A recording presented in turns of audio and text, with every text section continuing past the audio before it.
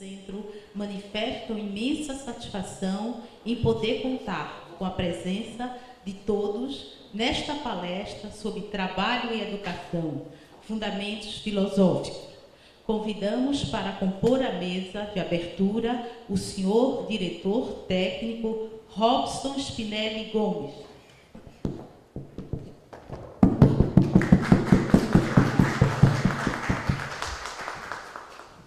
Convidamos também o senhor Jefferson Peixoto, tecnologista, chefe do Serviço de Ações Educativas da Coordenação de Educação da Fundacentro e coordenador do ciclo de palestras.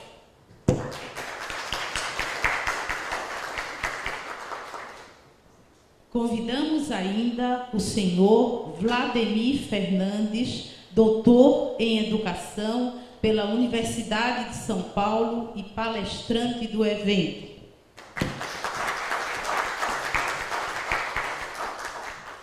Dando prosseguimento ao evento, para fazer uso da palavra, convidamos o doutor Robson Spinelli Gomes, diretor técnico da Fundacentro. Boa tarde a todos e todas. Boa tarde, Vladimir, palestrante, a quem eu quero agradecer a gentileza de vir aqui passar, junto com a gente um pouco dessa experiência no processo de educação, ao Jefferson, que representa aqui a Coordenação de Educação, a todos os presentes aqui que vieram aqui para este evento. Eu quero dar boas-vindas a vocês em nome do presidente da Fundacentro, Luiz Henrique, que está nesse momento em viagem fora em outro estado.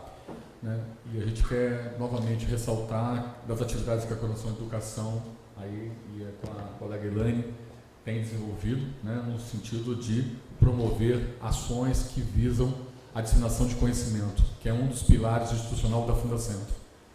E a disseminação de conhecimento, ela não tem limites, não tem barreiras, porque ela é necessária para cada um de nós. Cada um de nós que está aqui nesse auditório hoje, que está aqui é porque tem, de certa forma, um interesse no campo profissional, no campo de atuação pessoal, em relação à educação.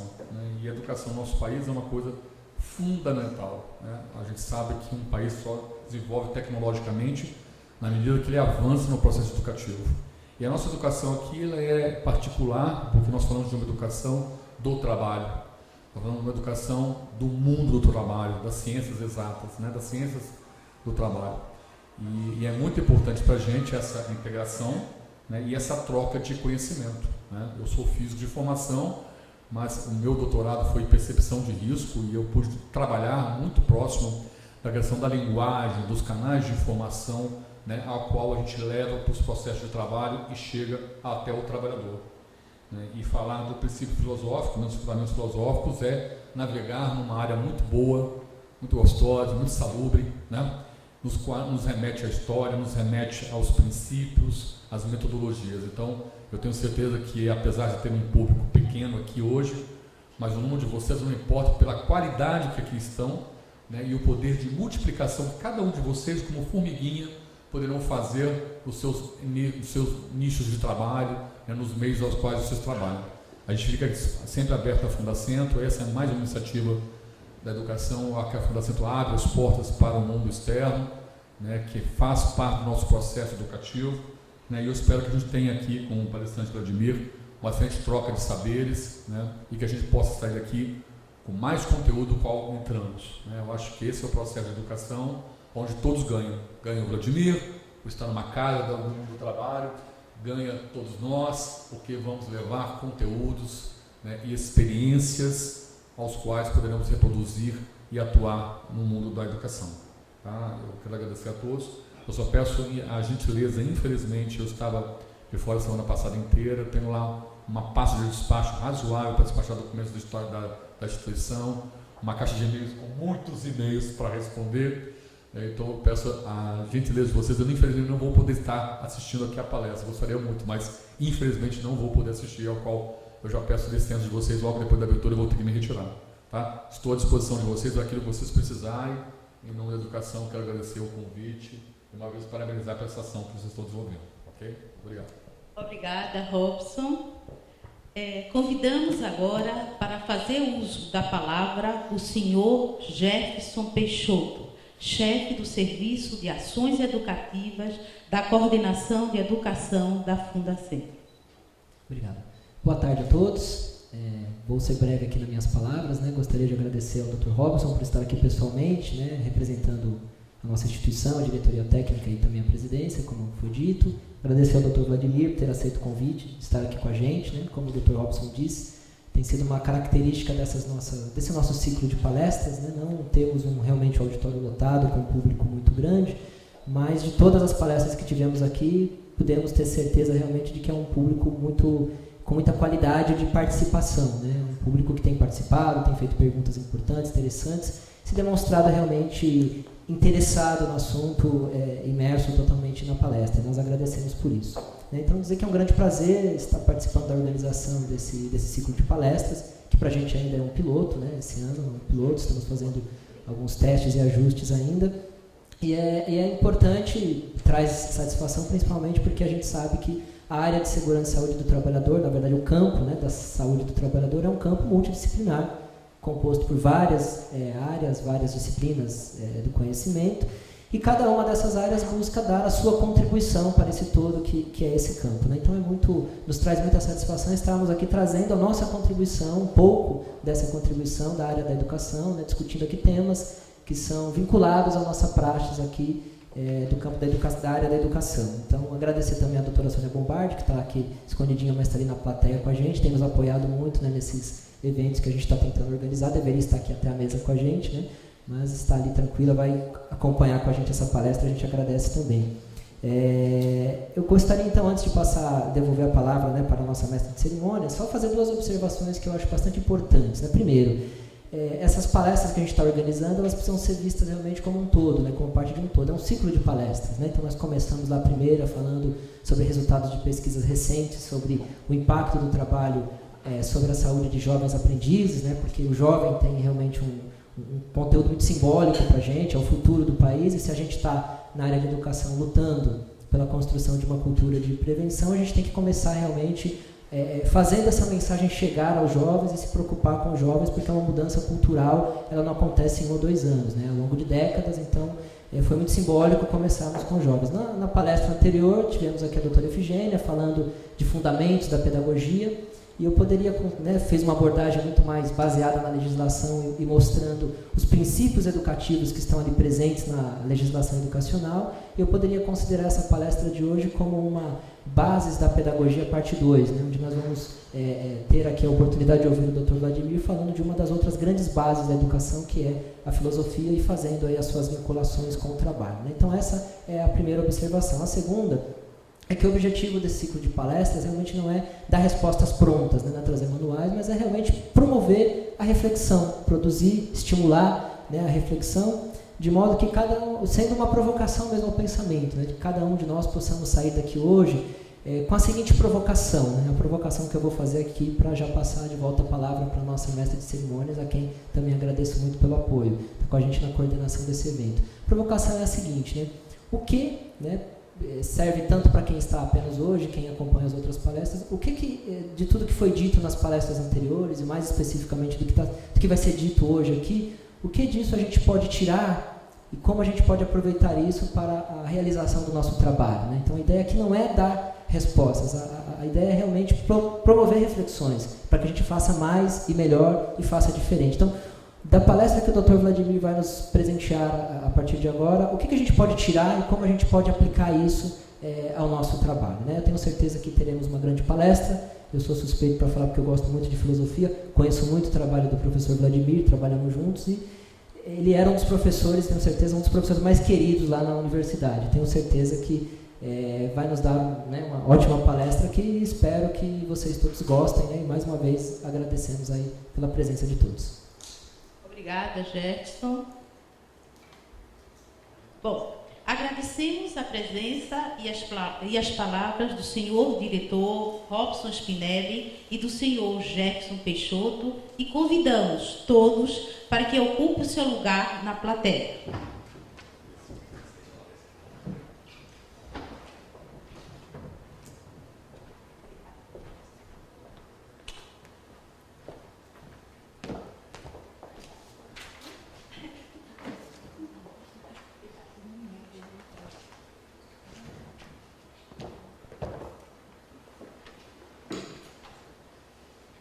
Daremos a palavra agora ao palestrante do evento. O senhor Vladimir Fernandes é filósofo e mestre em filosofia pela PUC São Paulo. É também cientista social e especialista em sociologia e história do trabalho pela Fundação Santo André. É doutor em educação pela Faculdade de Educação da USP. Com ele, a palavra para proferir a palestra sobre trabalho e educação, fundamentos filosóficos.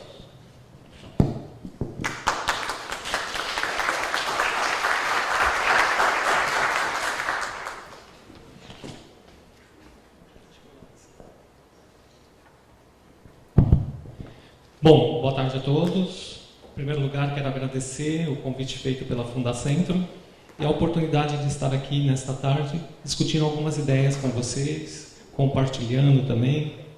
Então, a proposta é falar sobre trabalho e educação, os seus fundamentos filosóficos. Eu pensei em fazer um panorama discutindo algumas principais questões da filosofia, da educação, do trabalho. Então, vou começar abordando um pouco sobre o surgimento da filosofia, falar sobre o conceito de educação, sobre a relação entre filosofia e educação, o conceito de trabalho, sobre trabalho e educação. Vamos também ver alguns conceitos como alienação, ideologia e algumas questões mais atuais, algumas mudanças que vêm ocorrendo no mundo do trabalho e falar um pouco dos novos desafios. Sobre o surgimento da filosofia. A filosofia já é uma senhora muito velha e idosa, que já tem mais de 2.600 anos. A filosofia ela surge na Grécia lá por volta do século VI a.C. E os primeiros filósofos eles ficaram conhecidos como pré-socráticos, porque eles antecederam ao filósofo Sócrates.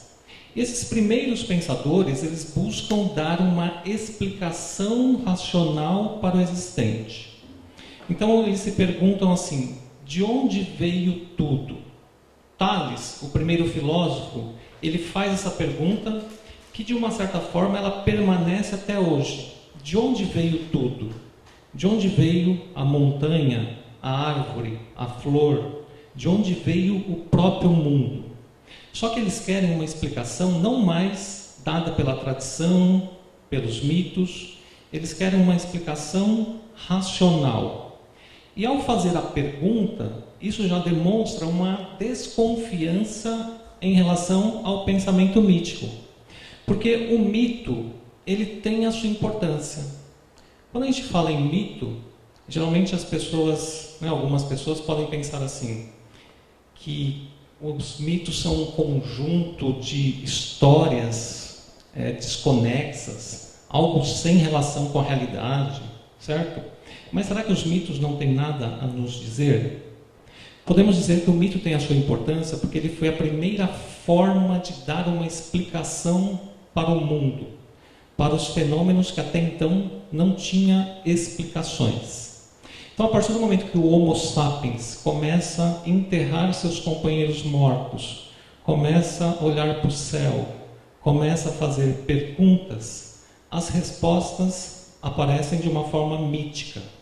E esses mitos são um saber afetivo, coletivo, dogmático. Ele tem o seu fio condutor na emoção e envolve uma crença coletiva que não se questiona.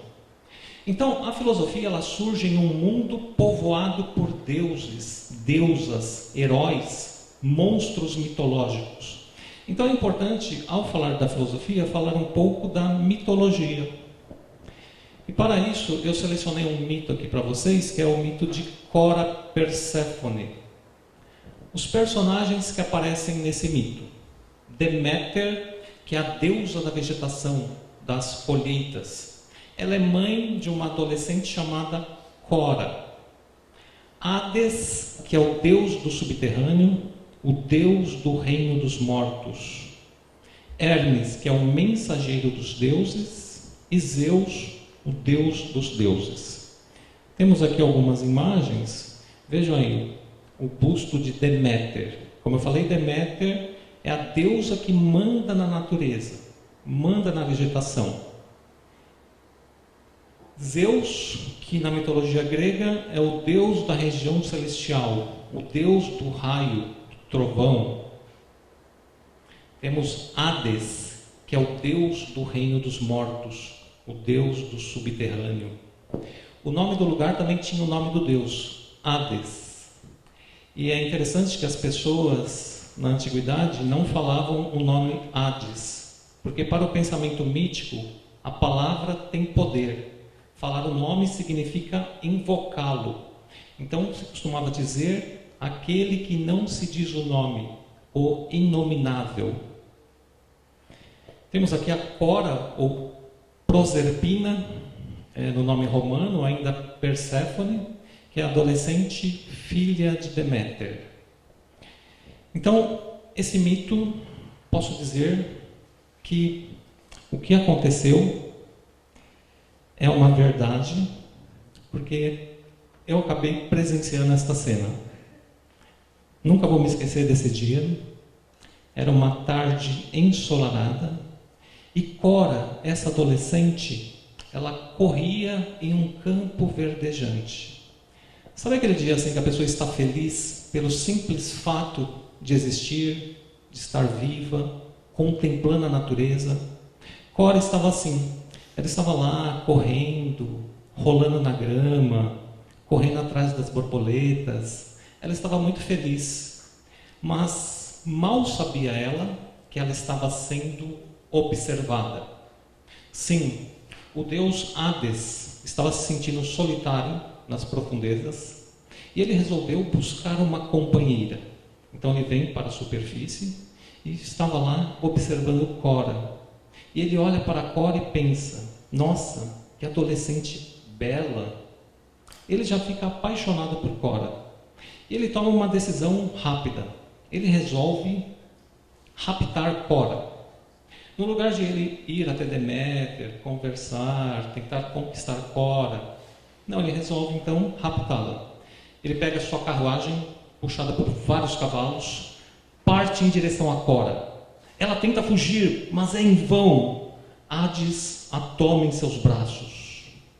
E neste momento, a terra se abre e ele a leva para as profundezas. Temos aqui uma estátua que representa essa passagem. Tem até os detalhes do mármore, né? Ou seja, então, Cora foi raptada. Mais tarde, sua mãe, Deméter, vem procurar a sua filha e não a encontra. Alguns camponeses que estavam lá nesse campo contaram para ela o que havia acontecido. Eu preferi não me envolver nessa história, porque nunca é bom se indispor com Hades e com os deuses. Quando Deméter ficou sabendo, ela ficou muito irada e ela deu um grito de raiva e dor. E ela disse: nada mais florescerá na face da terra enquanto Cora não voltar. Ao dizer isso, os frutos caíram e apodreceram. As folhas caíram e secaram. Tudo que era verde foi ficando cinza. A natureza foi perdendo a vida. Então criou-se um impasse, porque sem a natureza, os seres humanos também iriam acabar perecendo, certo? Então, diante desse impasse, foram falar com Zeus, para ver se Zeus conseguiu alguma solução. Zeus, então, falou o seguinte: vou mandar meu mensageiro Hermes até o reino dos mortos, para verificar se ele consegue trazer Cora de volta. Só que Hermes, quando chegou lá no reino dos mortos, ele descobriu que Cora havia comido 6 sementes de romã. Essa romã que está na mão dela. Então, pela lei do reino dos mortos, se uma pessoa toca na comida dos mortos, não poderia sair. Por outro lado, ela entrou contra sua vontade, certo? Mas o impasse continuou. Mas Deméter ficou irredutível. Se Cora não retornar, nada mais florescerá na face da terra.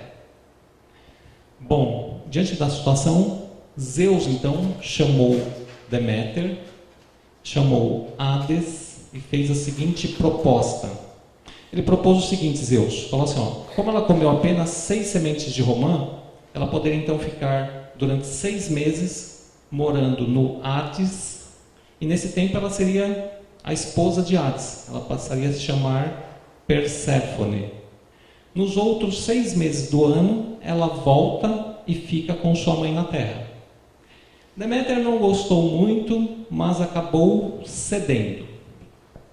Então o que acontece? Durante 6 meses ela fica morando no Hades, sendo sua esposa. Nos outros 6 meses do ano ela volta e fica com sua mãe. Quando ela está no Hades, a sua mãe está triste e sua tristeza reflete na natureza. Então a natureza está ainda sem vida, apagada. Quando aproxima-se o momento de Cora retornar, a sua mãe vai ficando feliz e essa felicidade vai contagiando a natureza. Então começam a brotar as flores, os frutos, e quando Cora retorna, a natureza está exuberante, muito verde, o sol brilha mais intensamente. E aí, durante esse período, a natureza está bem rica, bem verdejante. E depois, quando ela retorna ao Hades, sua mãe fica triste, as folhas caem, os frutos caem, tudo vai ficando cinza, e assim sucessivamente. Bom, esse mito busca explicar, como vocês já perceberam, as estações do ano, não é? E quando ela está lá no Hades, estamos no outono e inverno. Quando ela retorna e fica com sua mãe, estamos na primavera-verão. Então, esse é um exemplo de um mito que busca explicar algo que até então não se tinha uma explicação, certo? Então, não se tinha uma explicação racional, se cria uma explicação que tenha uma certa coerência, não é? Tem uma certa lógica. Coloquei aqui uma frase de Fernando Pessoa, que ele diz: o mito é o nada que é tudo. Então, o mito, para quem não acredita, é o nada. Mas para quem acredita, é tudo. Então, por exemplo, se diz que o mito é uma verdade, mas é uma verdade intuída, é uma verdade que não precisa de provas. Eu contei essa história aqui, alguém acredita que essa história de fato aconteceu? A maioria acha que é apenas uma história, não é? Mas as pessoas dessa época acreditavam de fato que isso tinha acontecido. Então, para quem acredita, o mito é tudo. Para quem não acredita, é um nada. Então, o mito ele nasce desse desejo de dar um sentido ao mundo, porque o ser humano ele não consegue ficar sem respostas, certo? As interrogações elas causam incômodo. Então, o mito é uma primeira tentativa de dar um sentido ao mundo, explicar a realidade. Então, é uma verdade que não precisa de comprovações. Por isso que o mito é uma crença coletiva, certo? Então ele ajuda o ser humano a ficar mais acomodado, a encontrar o seu lugar no mundo. Ele dá então sentido. Tudo bem? Bom, então chega um momento que surge a filosofia, né? E o que podemos entender então por filosofia? Muita gente fala assim, a filosofia é um jogo inútil e estéril de palavras. É só jogo de palavras, ou algo muito difícil, restrito a poucos, a alguns intelectuais. Ou ainda tem aquela definição, é uma ciência que com a qual ou sem a qual tudo continua tal e qual. Será que a filosofia então não serviria para nada? Muito pelo contrário, né? Podemos dizer que a filosofia ela é muito importante. É que nós vivemos num mundo muito pragmático, que se algo não traz um produto imediato, muitas vezes é taxado de inútil. Vamos falar um pouco, então, da origem da palavra filosofia. Segundo a tradição, ela foi cunhada por Pitágoras, pelo filósofo e matemático. Aliás, pessoal, esse foi um dia que me marcou profundamente. Nunca vou me esquecer desse dia. pois estava caminhando com Pitágoras em uma rua de Atenas, e ele disse: sabe, Vladimir, a sabedoria pertence aos deuses, mas nós, simples mortais, podemos desejar a sabedoria, podemos buscar a sabedoria, podemos nos tornar filósofos. Então, filosofia, de acordo com a etimologia da palavra, significa essa busca amorosa pelo conhecimento, já que a palavra vem de filia, amizade, amor fraterno, mais sofia, sabedoria. Então, observem que filosofia, em sua etimologia, ela aponta para um eros, um desejo de conhecimento. Ela não aponta ainda para uma posse, mas a busca, aquele que está buscando o conhecimento. Então envolve um eros. A filosofia valoriza a razão, mas em sua etimologia ela aponta para um desejo de conhecer. Sobre essa origem do filosofar, Platão diz que a filosofia nasce do taumatzen, que significa admiração, espanto. Então o ser humano ele fica admirado, espantado e se põe a filosofar. Mas podemos perguntar, o que causou espanto para os primeiros pensadores começarem a filosofar? Podemos dizer que vários fenômenos que existem no mundo, não é? Por exemplo, de manhã olhamos para o leste, uma enorme bola de fogo se levanta no horizonte, ela cruza todo o céu, some do outro lado, depois vem a noite, no dia seguinte mesma coisa. Tem dias que o céu está azul, tem dias que temos tempestades. Enfim, os próprios eventos da natureza, da vida. O ser humano ele nasce, cresce, acaba perecendo. O camarada está lá na tribo, andando, correndo, rindo. Daqui a pouco ele se deita em um canto, não fala mais, não se mexe, não respira, morreu. Mas agora há pouco ele estava brincando, correndo, pulando. O que mudou? Então a vida ela é cheia de transformações, mudanças. Então tudo isso propicia admiração, espanto e o filosofar, a busca de respostas, certo? E se a gente for perguntar por que a filosofia surge lá na Grécia por volta do século VI a.C., será que foi um processo lento e gradativo ou ela surge de uma forma repentina? Podemos dizer que a filosofia ela surge de um processo lento e gradativo em que ocorreram a contribuição de vários fatores, como as viagens marítimas, que à medida que elas vão sendo mais frequentes, elas ajudam a desmitificar o mundo, certo? A invenção da moeda, que é uma criação humana, um artifício racional criado pelo ser humano. A invenção da escrita também é importante, porque a escrita ela fixa as palavras, as ideias. Então os mitos eles sobreviveram muito tempo na tradição oral, certo? Até alguém poderia falar assim: ô Vladimir, eu já vi esse mito que você contou com uma outra versão. Sim, os mitos eles têm várias versões. Por quê? Porque eles sobreviveram na tradição oral. Então, à medida que eles vão sendo contados, eles vão também se modificando.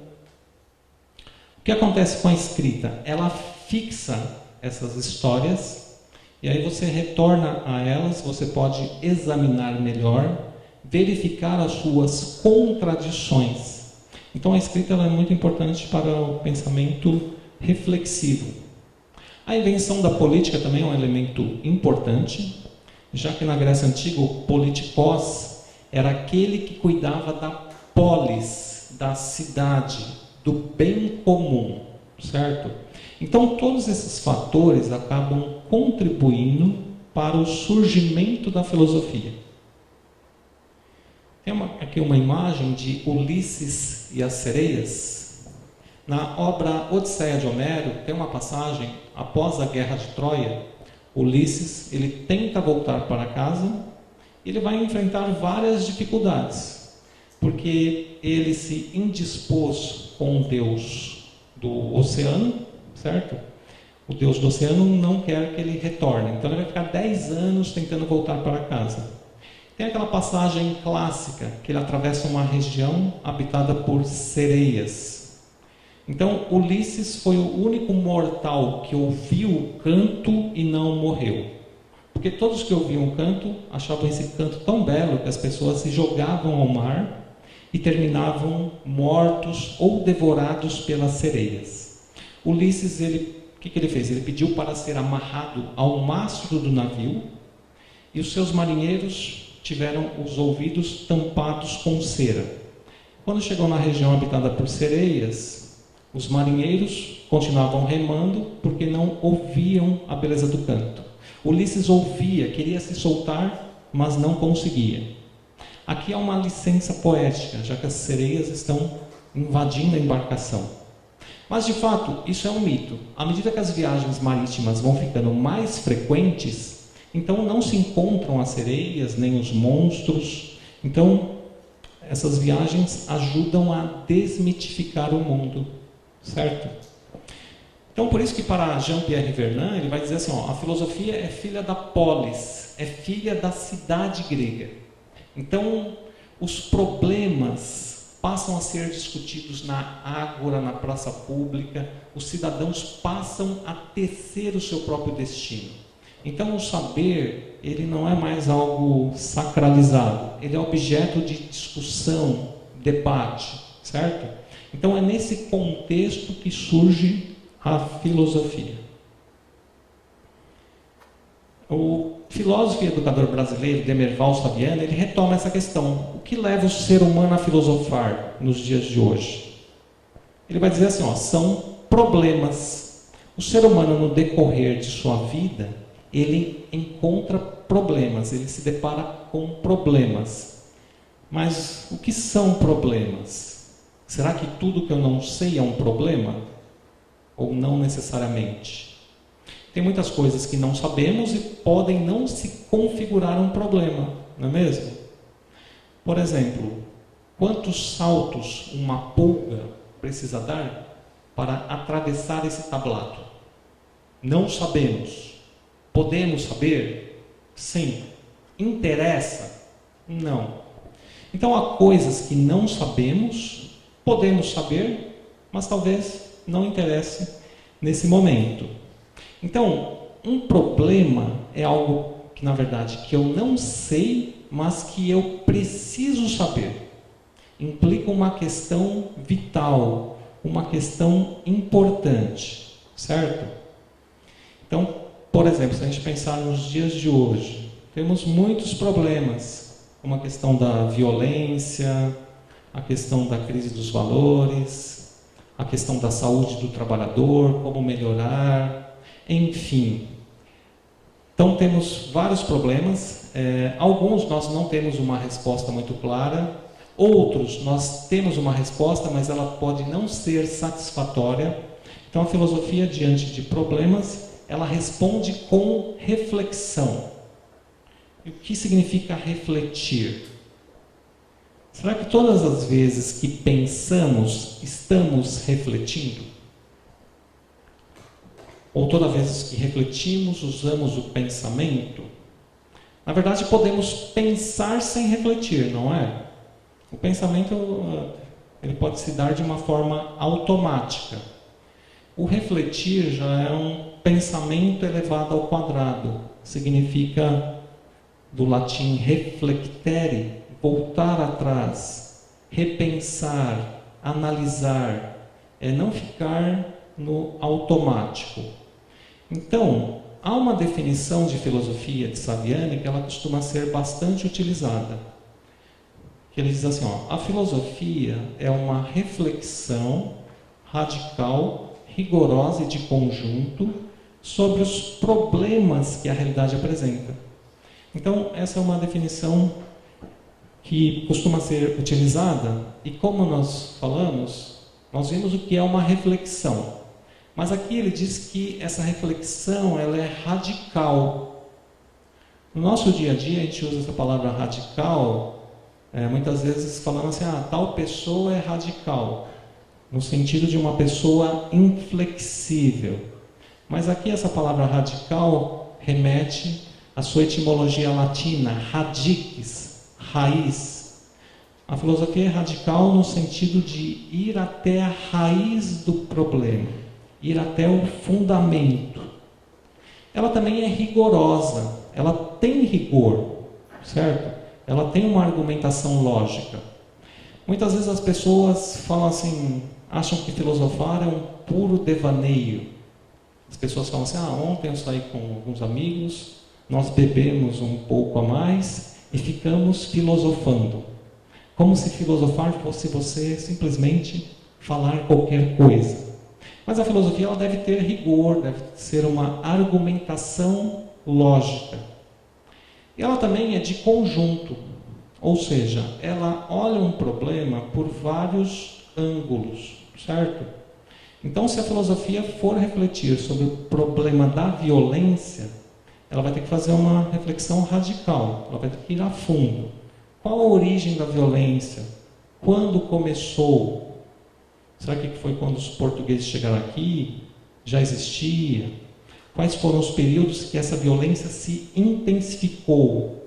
Quais são os fatores? Então ela vai ter que fazer uma reflexão rigorosa, vai ter que recorrer também a documentos, estatísticas e olhar o problema de conjunto. Afinal, a violência não é resultado de um só fator, certo? Ela pode ter relação com a educação, com a economia, etc. Então tem que fazer essa avaliação de conjunto. Bom, vamos falar um pouco sobre a educação então. Coloquei aqui uma imagem da coruja, porque a coruja ela é símbolo da educação, mas também da filosofia. Na antiguidade, essa ave ela estava associada à deusa Atena. E quem é a deusa Atena? É justamente a deusa da sabedoria, a deusa da guerra justa, certo? Então, essa ave estava sempre associada a essa deusa. E a coruja, por si só, ela também tem algumas características que a fazem ser associada com o conhecimento. É uma ave noturna. Quando caem as sombras da noite, a coruja bate suas asas e levanta voo. E ela voa rápido, em silêncio. É uma excelente caçadora. E ela enxerga muito bem no escuro. Coisas que para nós pode gerar dúvida, quando a gente olha assim algo no escuro, né, a gente pensa, será que é uma pessoa, um arbusto, um fantasma? A coruja ela não tem essas dúvidas, porque ela enxerga muito bem. E ela consegue também girar o pescoço praticamente 360 graus. Então, devido a essas características, ela foi associada ao conhecimento, ela se tornou símbolo da filosofia e também da pedagogia. Vamos falar um pouco sobre o ato de educar. E para falar sobre isso, eu vou recorrer a um mito de Prometeu. Esse mito foi contado por Platão. Platão contou esse mito para falar um pouco das tarefas da educação. Então vou pegar um pouco aí da ideia dele. Esse mito ele conta o seguinte, que houve uma época, é um mito grego, que só existiam os deuses e as deusas. A terra estava vazia. Aí os deuses pensaram assim, vamos habitar a terra. Então eles criaram os animais e o homem, só o homem. Não criaram ainda a mulher. E eles encarregaram então Prometeu e o seu irmão Epimeteu para distribuírem as qualidades para esses seres vivos. Epimeteu, na origem da palavra, é aquele que pensa depois. Então, Epimeteu é um pouco ansioso, ele age, depois ele pensa nas consequências. O seu irmão, Prometeu, é aquele que pensa antes. Então, ele já reflete um pouco mais. Então, o que aconteceu, pessoal? Prometeu precisou sair e Epimeteu começou a tarefa sozinho. Então, ele pegou alguns animais e deu bastante força física, mas fez com que eles ficassem lentos. Para outros, ele deu bastante velocidade, mas eles eram mais fracos. Outros ele dotou com a capacidade de voar, outros de nadar. Para outros ele deu peles grossas, para outros garras. Então ele procurou estabelecer um certo equilíbrio, para que nenhuma espécie dizimasse a outra. Quando Prometeu chegou e viu o que o seu irmão havia feito, ele concordou, falou, pô, até que tem um certo equilíbrio. Mas aí, quando Prometeu olhou para um canto e viu o homem, estava lá nu, encolhido em um canto. Epimeteu esqueceu do homem. Ele gastou todas as qualidades e deixou o homem sem nada. Prometeu, com pena do homem, resolveu fazer o seguinte: ir até a morada dos deuses e roubar o fogo dos deuses e entregar aos homens. Então o que ele faz? Ele vai até o Monte Olimpo, leva um pedaço de bambu e lá, como quem não quer nada, rouba sementes de fogo e também rouba a habilidade técnica de Atena. No mito isso é possível. Então ele conseguiu lá esconder tudo dentro de um bambu oco, volta para a terra, entrega o fogo aos homens. Então o que aconteceu? Com o fogo, esses homens então fizeram fogueiras, espantaram os animais, conseguiram então sobreviver e começaram também a fabricar instrumentos. Zeus olhou, viu as fogueiras na terra e ficou irado. Ele falou: vou castigar Prometeu. Mas Zeus, antes disso, ele resolveu também conceder a arte da convivência aos seres humanos. Com isso, os seres humanos, com a posse do fogo, capacidade de fazer coisas, a arte da convivência, eles passaram então a se reunir, criaram cidades, leis. Então, houve aí um processo de evolução. Temos aqui uma imagem, também há uma licença poética aqui, do Prometeu roubando fogo, mas como eu disse, ele ocultou a chama dentro de um bambu, certo? Então, quais são as verdades desse mito? A humanidade não pode viver sem a habilidade técnica e sem essa arte da convivência. A humanidade precisa de conhecimentos para fazer as coisas, valores, regras para conviver. Só que o ser humano não nasce já sabendo. Ou seja, todos esses conhecimentos, saberes, valores devem ser aprendidos. Pressupõe educação. O ser humano, ele não nasce pronto. Ele é um ser que precisa ser educado. Diferentemente lá dos animais, eles já nascem com as características dadas pelo Epimeteu, certo? Enquanto o ser humano não, ele nasce e vai precisar ser socializado. Vai precisar passar por um processo educacional. Então essas são as verdades desse mito. Pessoal, mas esse mito ele tem uma continuação. O que aconteceu? O Zeus, ele não gostou nada de ser enganado por Prometeu. Ele resolveu castigá-lo. Então ele pediu para os deuses e as deusas fabricarem um ser muito belo, um ser semelhante a uma deusa.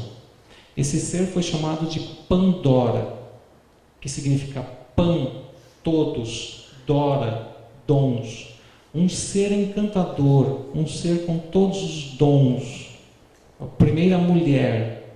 E Zeus falou mais: já que Prometeu escondeu o fogo dentro de um bambu, ocultem uma chama dentro deste ser para que ele se torne insaciável. E mais ainda, Zeus falou: Pandora, toma essa caixa, leve com você e não abra a caixa. Zeus então enviou Pandora para Prometeu. Mas Prometeu, lembra, é aquele que pensa antes. Então Prometeu, quando viu Pandora, ele não deu nem bola. Pandora então foi até a casa de Epimeteu. Quando Epimeteu viu Pandora, ele ficou fascinado. Chamou Pandora para entrar, tomaram chá, um vinho, ficaram juntos e acabaram então abrindo a caixa. E de dentro da caixa então saíram todos os males da humanidade: ira, inveja, raiva, gula, enfim. Só deu tempo de fechar a caixa e guardar a esperança. Então, apesar de todos os males, sempre há uma esperança. Mas ela ficou presa dentro da caixa. Pessoal, como vocês observaram, esse é um mito machista. Eu devo dizer que eu discordo totalmente desse mito, certo?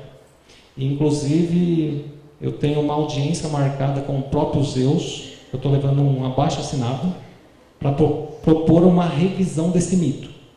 A mulher será vista apenas como um ser dotado com várias potencialidades, que trouxe a felicidade ao mundo, certo? Então, eu vou propor essa revisão. E acho que conto com o apoio da maioria. Mas Zeus não ficou satisfeito com Prometeu e mandou acorrentá-lo. Zeus falou assim, acorrentem Prometeu no Monte Cáucaso. Ele foi acorrentado e todo dia Zeus mandava a sua águia, ela ia lá, comia um pedacinho do fígado de Prometeu e ia embora. No dia seguinte ia lá, comia mais um pedacinho, já que o fígado ia se reconstituindo. Então Prometeu foi condenado a um castigo eterno por ousar enganar os deuses. Por isso que eu falo, devemos tomar cuidado com os deuses gregos, que eles são vingativos. Bom, vamos falar um pouco da pedagogia.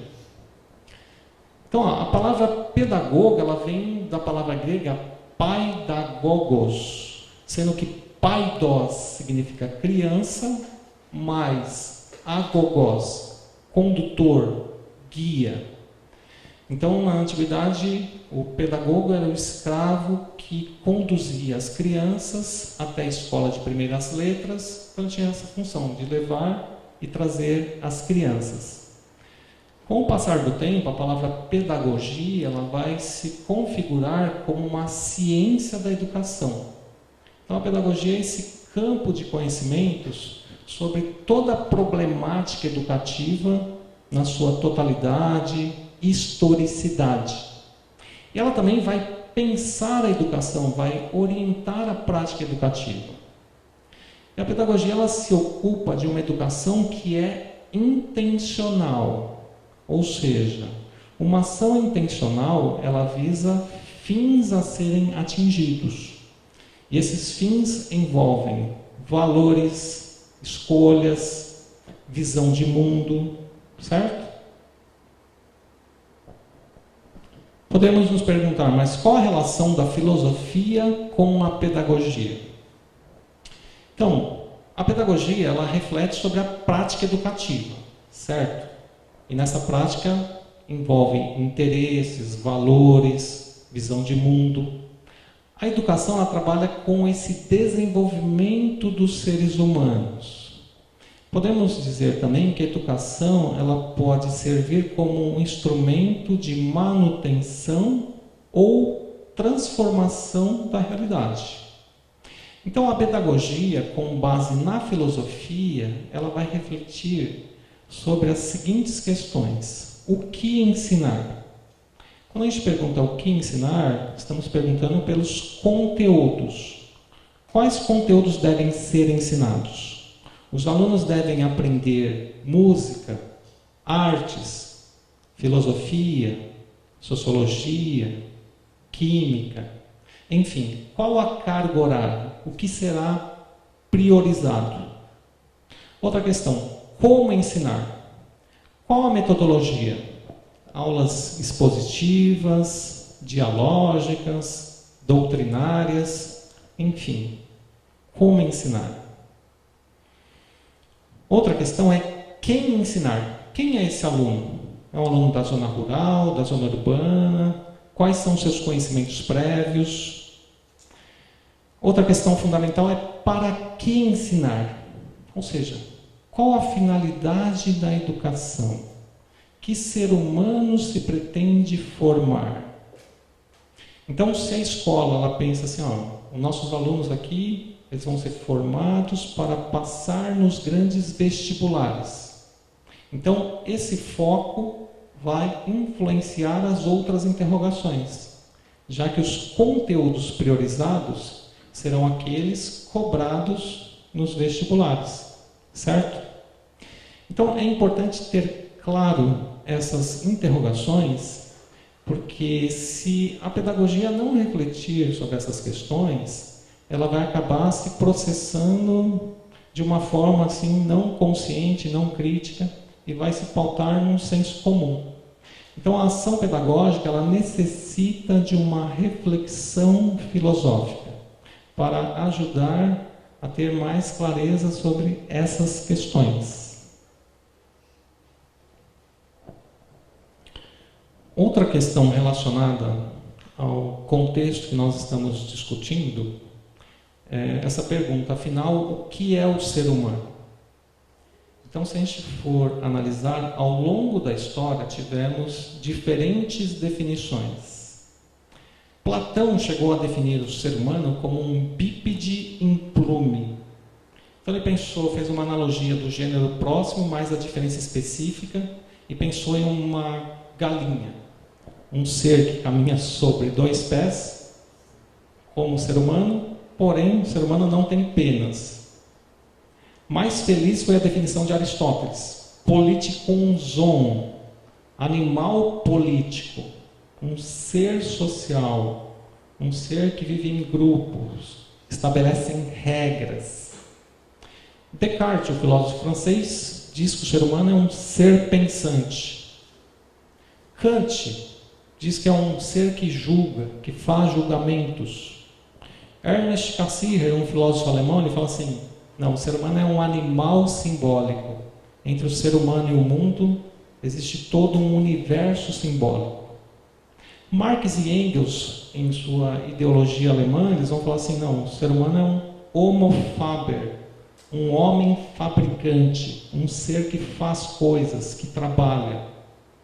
Agora, será que essas diferentes definições elas são contraditórias ou elas acabam se complementando? Podemos dizer que elas se complementam, não é? Porque, de uma certa forma, o ser humano nasce em uma determinada cultura, ele é socializado, aprende uma linguagem simbólica, ele pensa, estabelece projetos, transforma a realidade. Então há uma inter-relação, mas cada pensador busca estabelecer algo que seria uma definição mais clara, né, entre o ser humano e os outros seres vivos. Então, pegando essa definição do trabalho como uma mediação entre o homem e a natureza, eu pergunto a vocês, será que os animais trabalham ou apenas o ser humano? O que podemos dizer? Geralmente, quando nós falamos isso, as pessoas tendem a pensar que os animais também trabalham. Por exemplo, podemos falar assim, a formiga trabalha, o João de Barro trabalha, o castor trabalha. Mas, de acordo com a concepção de Marx, trabalho é uma atividade exclusiva do ser humano. Porque o trabalho é uma ação dirigida por finalidades conscientes. Então, só o ser humano projeta antes de realizar trabalho, certo? Marx um dia disse, o que diferencia o pior mestre de obras da melhor abelha é que o mestre de obras, por pior que ele seja, antes de realizar a sua obra, ele a projeta em seu cérebro. Enquanto a abelha, a aranha, fazem obras que podem causar inveja aos seres humanos, mas elas sempre vão repetir as mesmas operações, certo? Então, para Marx, é o trabalho que diferencia os seres humanos de outros seres vivos, já que pelo trabalho ele extrai da natureza os elementos necessários à sua sobrevivência. Temos aqui uma imagem de Marx e Engels, Marx o da esquerda. Então, eles escreveram juntos o Manifesto do Partido Comunista, ideologia alemã, foram os idealizadores do socialismo, certo? E na visão de Marx, o trabalho implica praxis. O que vem ser essa praxis? Seria uma união interdependente e recíproca entre a teoria e a prática. Então seria assim, toda ação envolve teoria e toda teoria resulta em prática. Se a gente pensar no exemplo, fabricar uma mesa. Então vamos supor que você precisa de uma mesa para a sua casa, mas você pensa assim, não vou comprar, eu quero fazer essa mesa. Então você pensa, o que eu vou precisar? Madeira, prego, sei lá, lixa, verniz. Então você tem um esboço que você pode fazer em um papel ou pensar. Aí você compra os materiais. Então você tem uma teoria que vai guiar a sua prática. Chega sábado, você começa a fazer a sua mesa.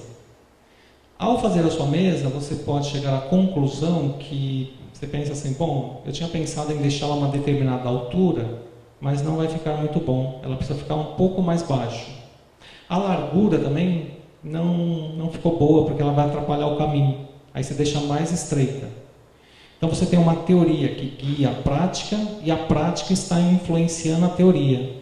Então você tem uma relação dialética entre a teoria e a prática. Você tem uma praxis.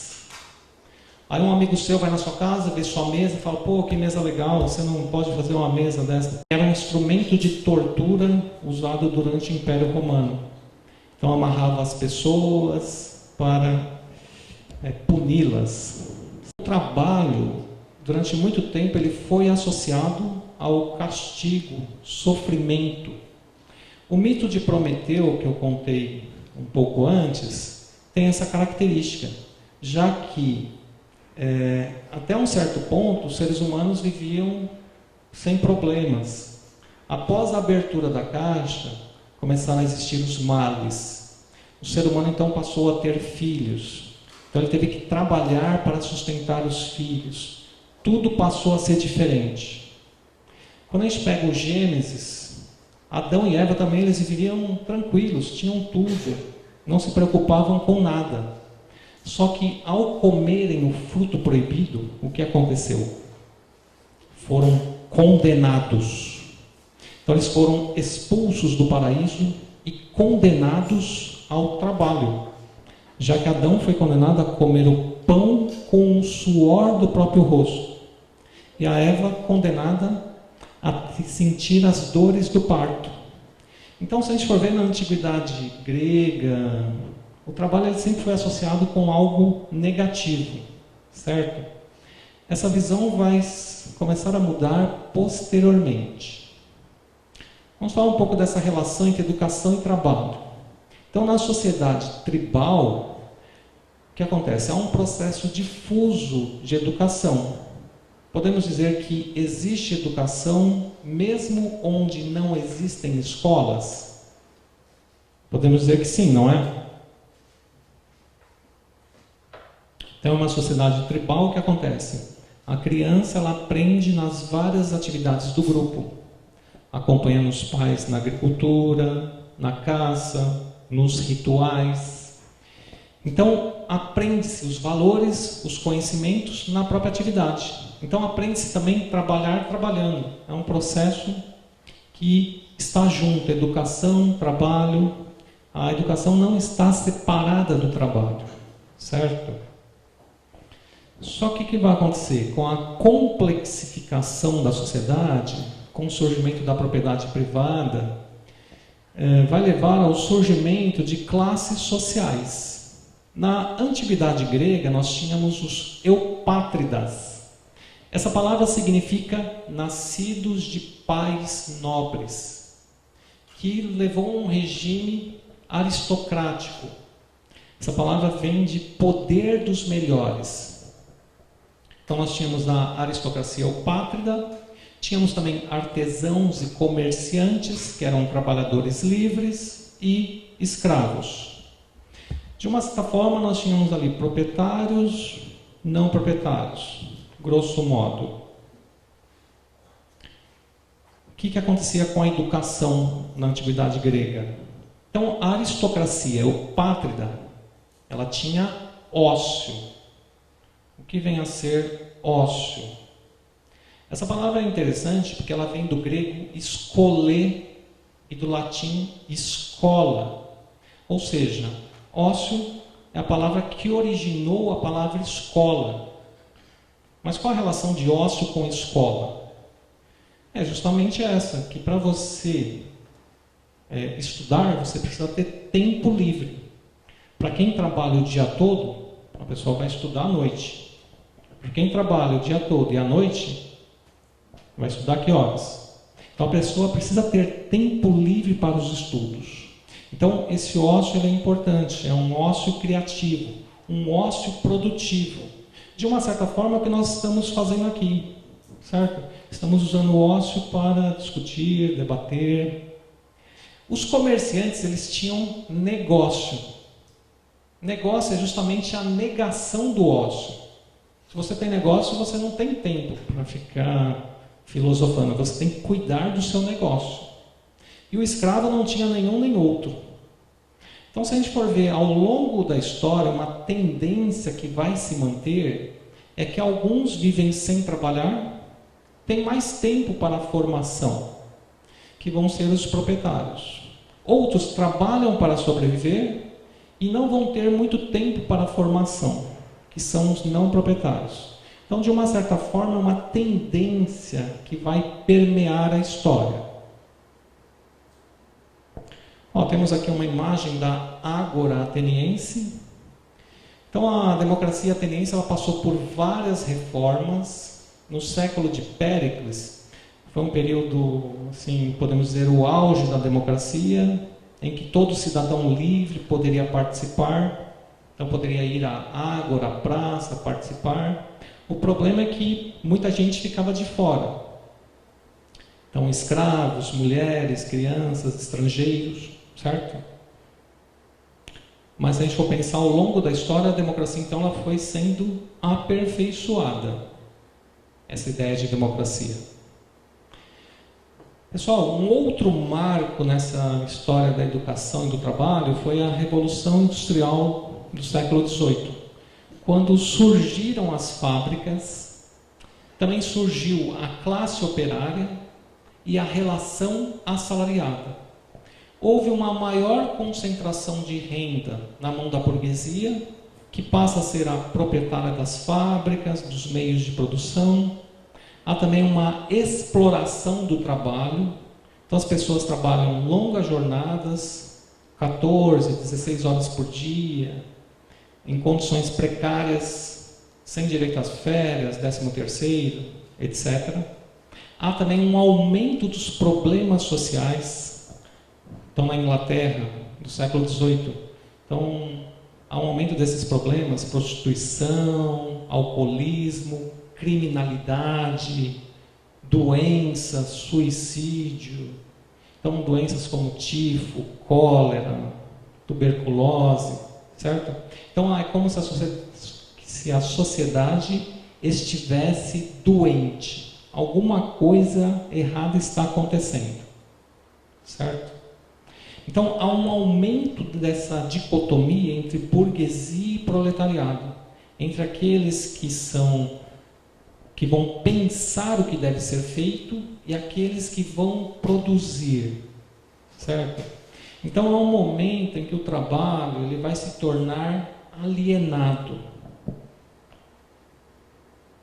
Pessoal, vamos ver um trechinho do filme Tempos Modernos, o comecinho, que ele ilustra um pouco essas questões em relação à alienação, ideologia.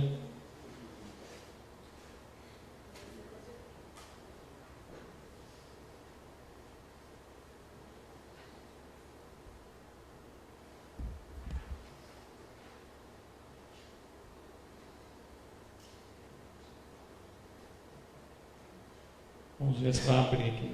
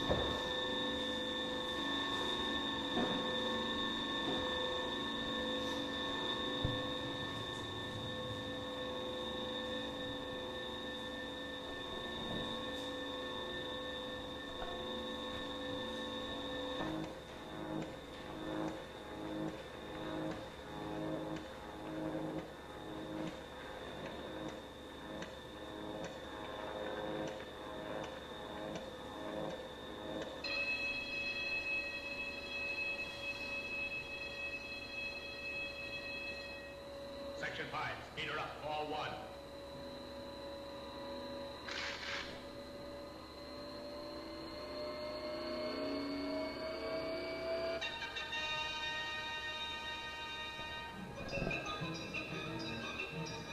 Attention foreman. Trouble on bench 5. Check on the nut hydrant. Dust coming through loose on bench 5. Attention foreman.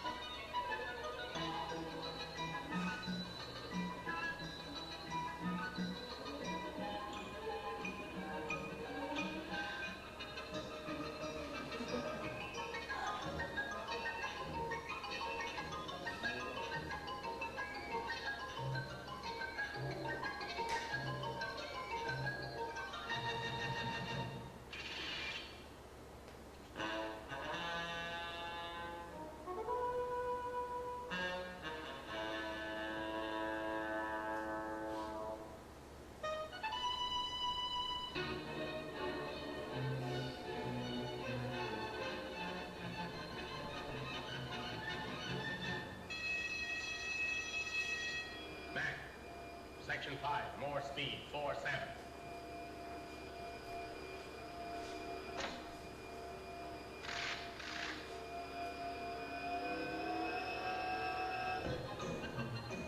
Relief man passing.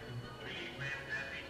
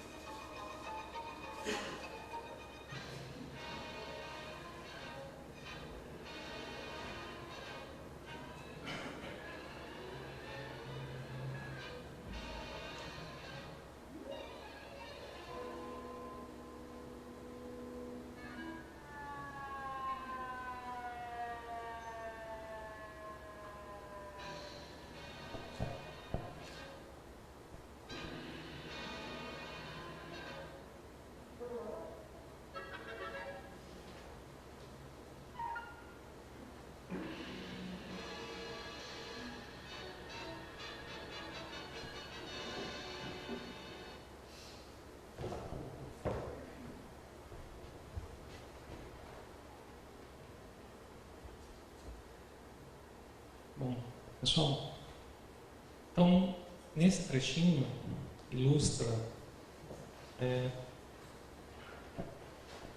essa questão em relação à sociedade industrial, essa crítica feita por Chaplin.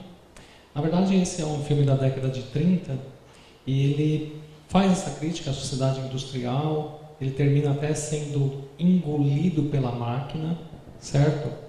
Então nós temos Chaplin ainda uma atividade repetitiva, um trabalho mecânico em que ele segue o ritmo da linha de produção.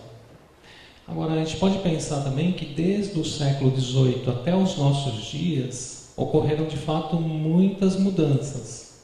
Mas pensando em relação à saúde e à segurança do trabalhador, será que essas melhorias foram proporcionais à evolução tecnológica?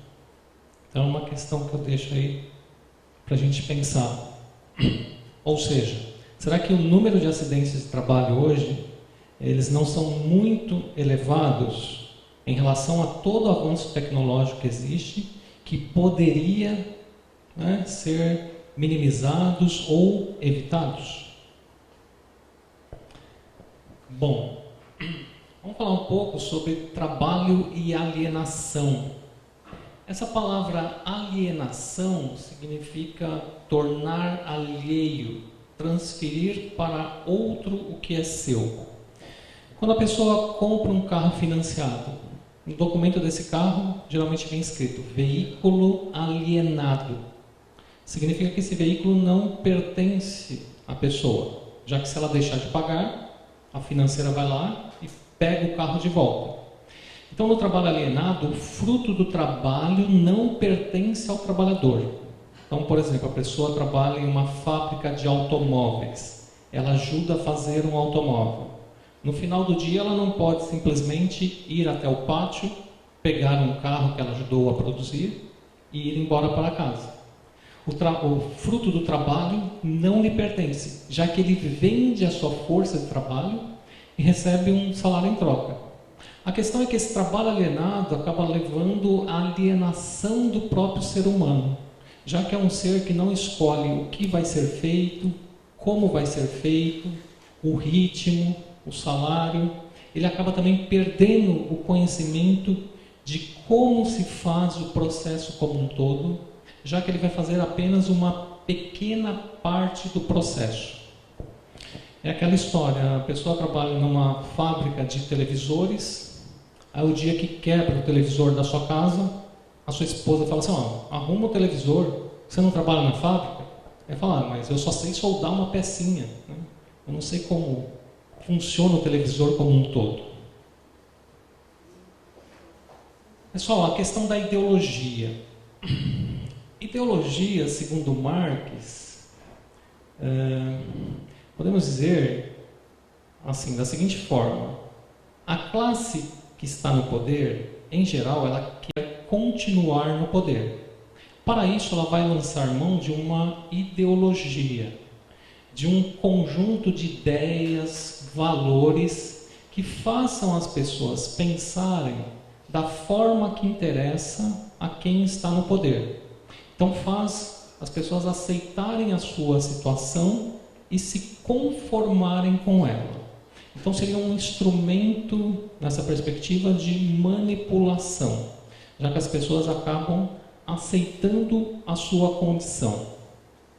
As funções da ideologia seria justamente ocultar as diferenças de classe, colocar que na verdade a sociedade é una, harmônica, facilitar a continuidade da dominação. Aquilo que eu falei. Quem está no poder geralmente quer continuar no poder. Para isso é mais fácil tentar convencer as pessoas que a situação é assim mesmo, que pode melhorar, do que partir para uma situação de conflito.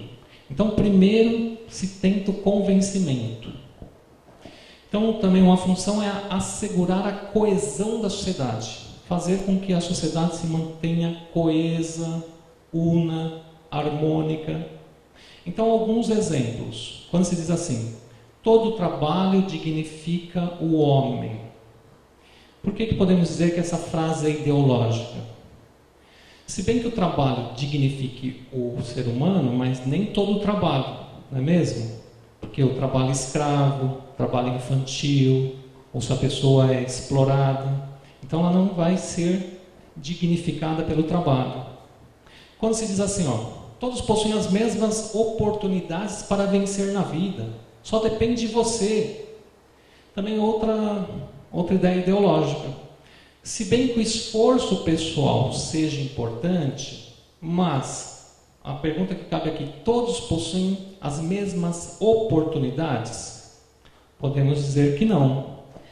Basta a gente imaginar duas crianças que nascem no mesmo dia, no mesmo horário, portanto elas têm o mesmo signo, mesmo ascendente, e nascem em regiões próximas. Então, os astros deveriam favorecê-las igualmente, não é? No entanto, uma nasce em uma família estruturada e outra em uma família desestruturada. Então, as diferenças já começam antes do nascimento. Porque aquela que nasce em uma família estruturada, a mãe vai se alimentar adequadamente, fazer todos os exames, etc. Aquela que nasce em uma família desestruturada, talvez a mãe nem faça os exames necessários, aí a criança nasce. Aquela de uma família assim, mais estruturada, preocupada, então ela vai nascer cercada de carinho, educação, fazer cursos, computação, inglês, só vai pensar em trabalhar depois de formada. E aquela outra, talvez tenha que ajudar a família, não termine nem o ensino médio, abandone os estudos, aí chega lá na frente e vão procurar emprego. Qual vai ter mais chances? Aquela que teve mais oportunidades, certo? Mas alguém poderia falar assim, Vladimir, mas eu conheço uma pessoa que ele nasceu numa família rica, estruturada, e ele não quis saber de nada, ficava o dia todo lá caçando Pokémon, não queria saber de estudar. Existe? Sim. Alguém pode falar assim, mas eu conheço um rapaz também, nasceu na favela, batalhou, estudou, se formou, está bem de vida. Existe? Sim. Nós estamos falando de exceções, certo? Mas a regra geral, ela não favorece que todos tenham as mesmas oportunidades. Então, segundo Marx, a existência da desigualdade e da injustiça não é natural, mas social. Natural é aquilo que pertence à natureza. Por exemplo, o amanhecer, anoitecer, a chuva, o vento balançando os cabelos, derrubando as folhas. Então, isso pertence à natureza. Social é construção humana. Então, pobreza, desigualdade é uma construção social. Mas o que faz o discurso ideológico? Ele coloca o social como se fosse natural. É natural existirem ricos e pobres, sempre foi assim. Então, é necessário ficar claro que é natural, que pertence à natureza. O que é social é uma construção humana. E os seres humanos são capazes de fazer a sua própria história. Pessoal, falar um pouco dessa questão da escola dualista e a reprodução da ideologia. Há dois sociólogos franceses, o Bourdieu e Passeron, que eles falam que a escola, na verdade, ela é uma reprodutora da desigualdade que existe fora da escola. Eles vão falar que essa reprodução tem como base o capital cultural. Então, o capital cultural é tudo aquilo que a criança adquire antes de chegar à escola. Então, por exemplo, aquela criança que nasce em uma família estruturada, que os pais se preocupam com a educação, provavelmente ela vai ter contato em casa com livros, jogos educativos, ela vai conhecer, antes de chegar à escola, museus, teatros, irá viajar, enfim, ela já chega com uma bagagem na escola. Uma outra criança que os pais não se preocupam com a educação, ela talvez nunca tenha pegado em um livro, em um lápis colorido, nunca foi a um museu, teatro, nunca viajou. Essas duas crianças chegam na escola. Para a criança que tem capital cultural, a escola é quase uma extensão do seu lar. Para aquela que tem baixo capital cultural, a escola é um mundo estranho, assustador, porque elas têm hábitos diferentes. Esses hábitos são aqueles conhecimentos, valores, comportamentos que são incorporados. E aí eles vão dizer que ocorre uma violência simbólica. Aquela criança que chega com baixo capital cultural, ela não entende nem o que o professor está falando. O próprio discurso do professor é uma violência, porque ela não faz parte do seu universo. Então o que acontece? Eles fazem um estudo na França, na década de 70, que eles mostram o seguinte, que a criança que vem de uma família estruturada, geralmente de melhor poder aquisitivo, é aquela que passa pela escola com facilidade, continua seus estudos, faz faculdade e vai ficar com os melhores cargos que existem. Aquela que já vem de uma família desestruturada, geralmente mais pobre, passa com dificuldade pela escola ou não passa e vai ficar com as piores profissões. Então a escola acaba reproduzindo uma desigualdade que já existia fora dela. Então essa é a tese da reprodução.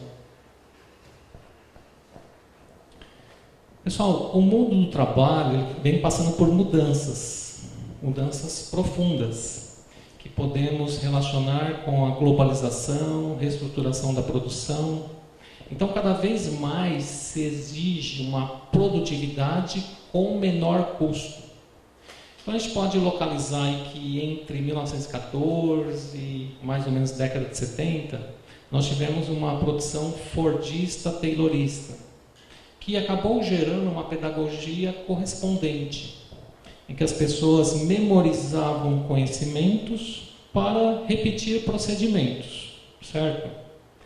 Mas o que vem acontecendo? Então, essas mudanças no sistema produtivo pós anos 70 vem trazendo uma flexibilização da produção, aquela ideia do toyotismo, produzir apenas o necessário, reduzir o estoque, reduzir custos. E também surgem novas exigências para o trabalhador. Cada vez mais se quer um trabalhador que saiba se comunicar, que saiba decidir, tomar certas decisões, que não trabalhe apenas em uma função, mas que seja versátil, certo? Daí a necessidade de uma nova pedagogia para atender a essas exigências do mercado. Mas eu pergunto, mas será que a educação deve apenas preparar para o mercado de trabalho? Vamos ter que pensar também em outras finalidades? Já que a educação ela é um processo dialético. Há uma definição de educação que eu acho bem interessante, que pega a raiz latina da palavra educação, que vem do latim educatio. Ela remete a dois termos, o educare e educere. No sentido educare, essa palavra ela remete ao sentido de alimentar, criar. Então ela remete à ideia de uma transmissão de conhecimentos e valores. Então é uma ação externa que visa a preservação de determinados elementos da cultura. De uma certa forma, possibilita a conservação da sociedade.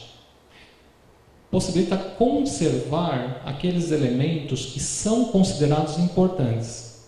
Quando a gente fala conservação, essa palavra ela soa um pouco negativa. Mas a educação ela tem um caráter conservador no sentido que alguns elementos deveriam ser mantidos, não mantidos eternamente, mas alguns elementos que unem, como a linguagem, alguns valores. Mas, por outro lado, nós também temos o sentido educere. Esse sentido remete à ideia de fazer sair, conduzir para fora. Possibilita a libertação, a instauração do novo. Então, é um movimento que visa estimular o interno para que cada um desenvolva a sua singularidade. Por exemplo, se eu falar assim, podemos afirmar que todos nós aqui somos iguais e diferentes ao mesmo tempo? A gente pode falar isso, né? Nós somos iguais porque todos temos um ancestral comum, o Homo sapiens. Todos somos seres humanos. E ao mesmo tempo somos diferentes, porque cada um tem a sua singularidade, a sua personalidade. Então todo ser humano é dotado com muitas potencialidades. Mas para que essas potencialidades aflorem, o ser humano vai precisar ser educado. Será que a personalidade ela aflora sem educação, sem um processo educativo? Podemos dizer que não.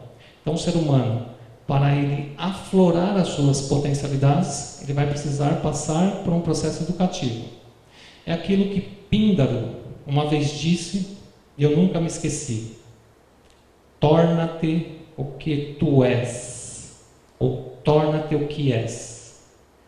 Alguém poderia perguntar, mas como eu vou me tornar o que eu sou se eu ainda não sou? Justamente pelo processo educacional, aflorando as suas potencialidades, as suas inclinações, certo? Então a educação, ela tem esse processo dialético. Ela tem que conservar alguns elementos e ao mesmo tempo possibilitar a transformação. Pessoal, já estou terminando. Eu coloquei aqui, para finalizar, um trecho da Constituição Federal. O artigo 205 diz assim, que o objetivo da educação é o pleno desenvolvimento da pessoa, seu preparo para o exercício da cidadania e sua qualificação para o trabalho. Então eu pensei que nessa frase podemos extrair aí alguns valores. Então a educação, podemos dizer que tem essa perspectiva de formar um ser autônomo. O que é um ser autônomo? É um ser que é capaz de pensar por si mesmo. Não é um ser individualista, porque o individualista só pensa em si mesmo. O autônomo pensa por si mesmo. Ele é capaz de pensar e decidir. Um ser também livre. Então, um ser livre é aquele que é capaz de determinar ou autodeterminar a sua vontade. Existe uma ideia assim que livre é quem faz o que quer. Eu sou livre, eu faço o que me dá na cabeça. Mas na perspectiva da filosofia, quem segue todos os seus desejos não é livre, é escravo dos desejos. Então livre é aquele que pela vontade é capaz de decidir quais desejos ele vai aceitar ou não, vai ceder ou não. Ele também é consciente, tem consciência do que faz, responsável no sentido de responder por suas ações. Cidadão, porque ele vai atuar na sociedade, colaborando aí para a efetivação dos direitos e também cumprimento dos deveres. E aqui a ideia também é que ele pode ser qualificado naquela profissão que ele escolher. Então são alguns valores que eu extraí aqui desse pequeno trecho. E por fim, algumas perguntas que eu deixo para vocês refletirem, que são essas aqui, algumas perguntas que permanecem. Que ser humano, afinal de contas, a escola deve formar? Para que ensinar? Que ser humano queremos formar? Qual a sociedade que queremos no futuro?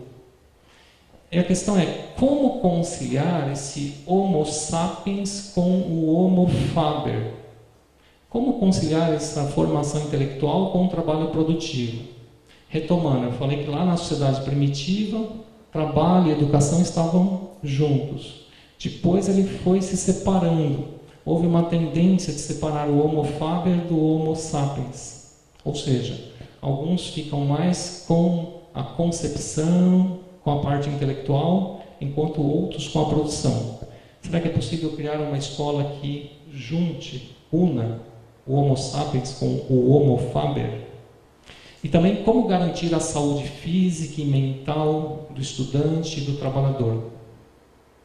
Então, com essas interrogações, eu termino minha fala, deixo uma mensagem aqui de Epicuro para vocês e fico à disposição para perguntas, participações, comentários. Gostaria de agradecer também ao Dr. Vladimir pela sua valiosa contribuição e gostaríamos também de presenteá-lo com alguns livros da Fundacentro. Parabéns.